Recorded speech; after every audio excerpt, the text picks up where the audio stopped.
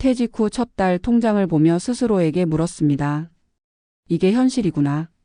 40년 가까이 다닌 회사에서 마지막 월급을 받고 퇴직금이 통장에 들어왔던 날.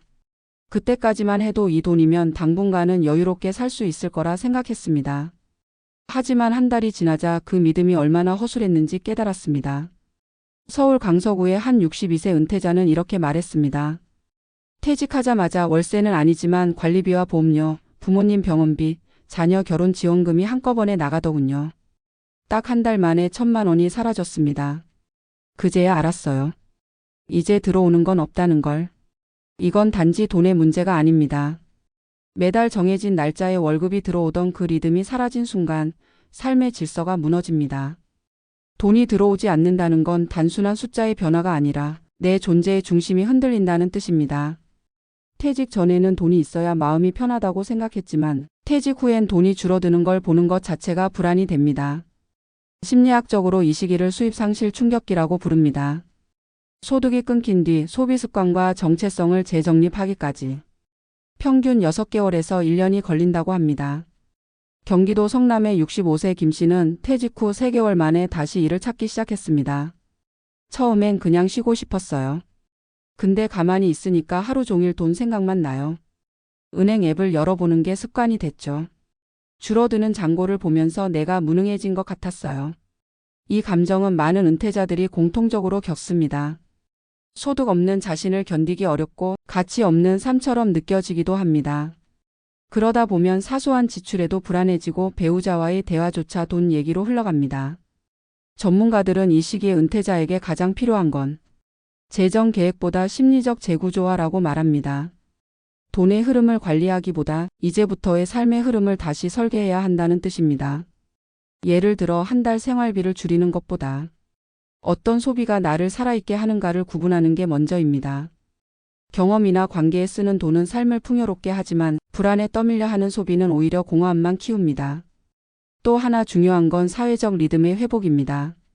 퇴직 전에는 출근회의 점심 퇴근이라는 구조가 있었지만 퇴직 후엔 시간은 많은데 이유가 없어집니다. 그래서 돈이 빠져나가는 것만 보이는 하루가 반복되죠. 이때 필요한 건 하루의 목적을 스스로 만드는 습관입니다. 단순히 아침 산책을 하거나 봉사활동에 참여하거나 작은 취미를 수입화하는 시도라도 좋습니다.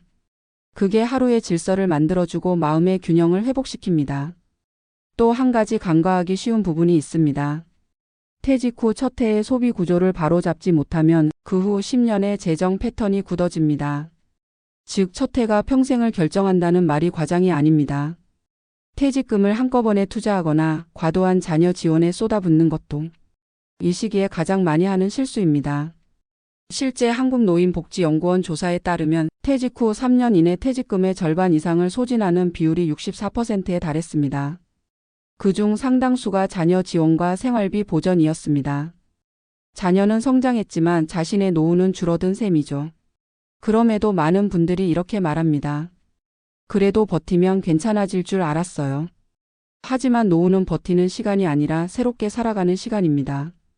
버틴다는 건 여전히 과거의 리듬에 묶여 있다는 뜻이고 살아간다는 건 지금의 현실에 맞게 리듬을 다시 만드는 일입니다.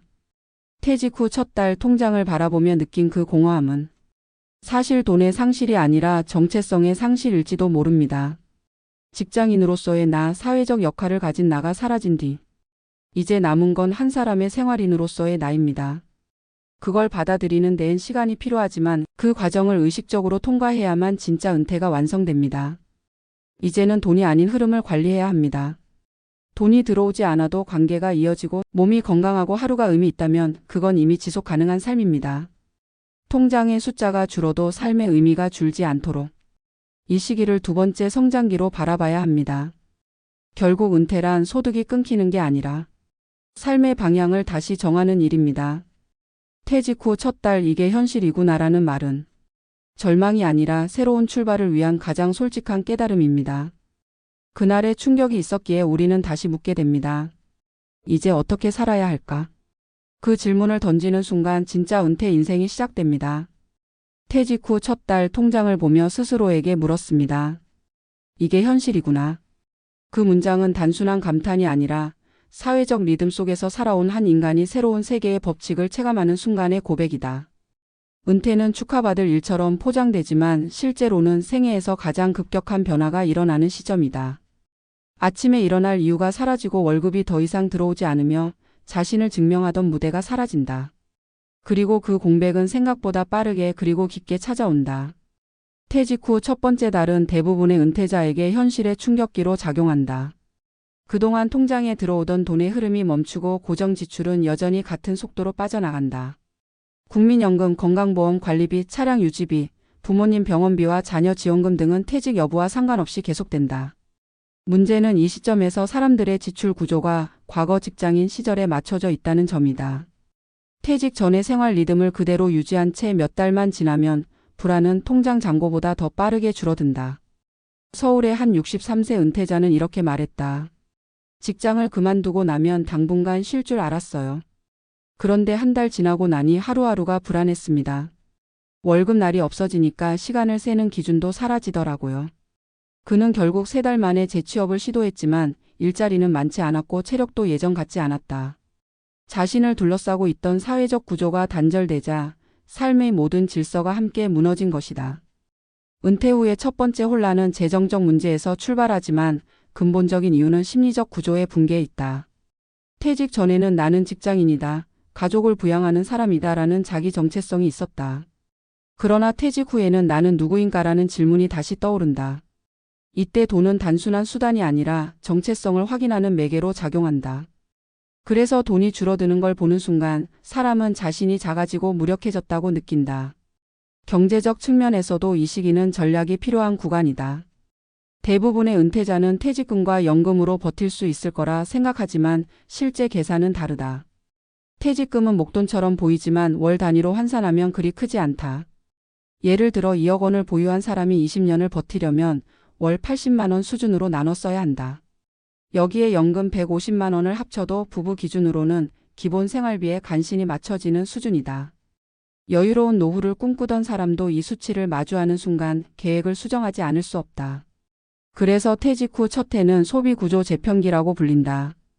돈을 줄이는 것이 아니라 삶의 중심을 다시 짜는 과정이다. 과거에는 일과 관계 중심이던 소비가 이제는 건강과 생활 중심으로 옮겨가야 한다. 퇴직자는 이를 통해 외부로부터 인정과 보람을 얻었지만 이제는 그 에너지를 스스로 만들어야 한다. 식비를 줄이는 것보다 외식 대신 사람을 만나는 자리에 투자하는 것이 심리적 회복에 더 도움이 된다. 반대로 외로움이나 허무함을 채우기 위해 불필요한 소비를 반복하면 그것은 마음의 불안을 돈으로 지불하는 결과가 된다. 많은 전문가들은 이 시기의 핵심은 리듬의 회복이라고 말한다.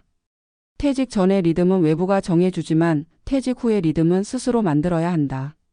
일어나서 밥을 먹고 일을 하고 휴식을 취하는 단순한 구조라도 좋다. 일정한 루틴을 유지하면 돈의 문제도 심리의 문제도 안정된다. 반대로 시간의 흐름이 무너진 채 하루가 무의미하게 흘러가면 소비와 불안이 함께 커진다.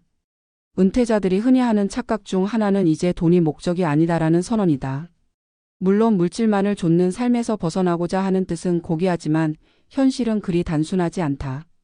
돈이 목적이 아니더라도 돈의 흐름을 이해하고 관리할 줄 알아야 마음의 평화를 얻을 수 있다.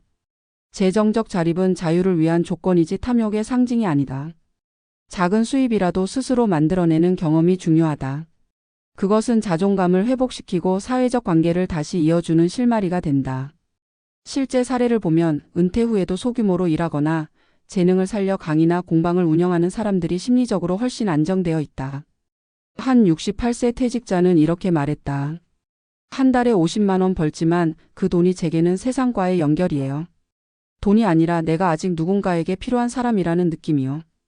그 말 속에는 돈의 의미를 넘어선 인간의 본질적 욕구가 담겨 있다.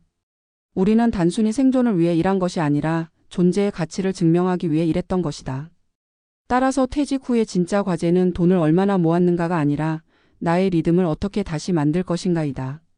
하루를 계획하고 몸을 움직이고 사람을 만나고 의미 있는 활동을 하는 것. 그것이 결국 돈보다 더 강력한 안정감을 준다. 반대로 아무것도 하지 않으면 불안은 스스로를 잠식한다. 그 불안이 지속되면 소비는 통제되지 않고 인간관계는 단절되며 건강마저 흔들린다. 이것이 많은 은퇴자들이 12년 차에 다시 일을 찾는 이유다. 생계 때문만이 아니라 존재감 때문인 것이다. 이 시기를 지나는 사람들에게 필요한 것은 완벽한 계획이 아니라 자신을 믿는 연습이다.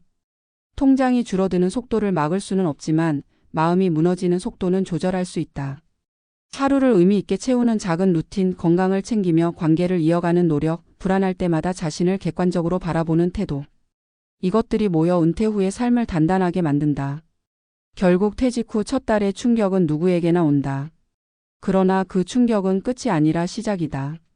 과거의 리듬이 무너져야 새로운 리듬이 만들어진다. 직장에서의 성취가 사라져야 인생의 또 다른 성취가 열린다. 돈이 줄어드는 대신 시간과 선택의 자유가 늘어난다.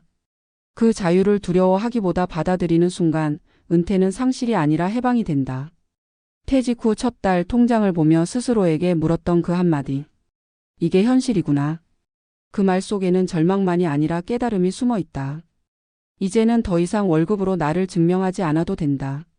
이제는 내가 나의 시간을 어떻게 채우는지가 삶의 가치가 된다. 은퇴의 진짜 시작은 돈이 사라질 때가 아니라 나를 다시 정의하기로 결심하는 순간이다. 그 깨달음을 얻은 사람만이 퇴직 후의 삶을 두 번째 전성기로 바꿀 수 있다. 그리고 언젠가 통장을 보며 이렇게 말하게 될 것이다. 그래, 이게 나의 현실이고 나의 새로운 인생이구나.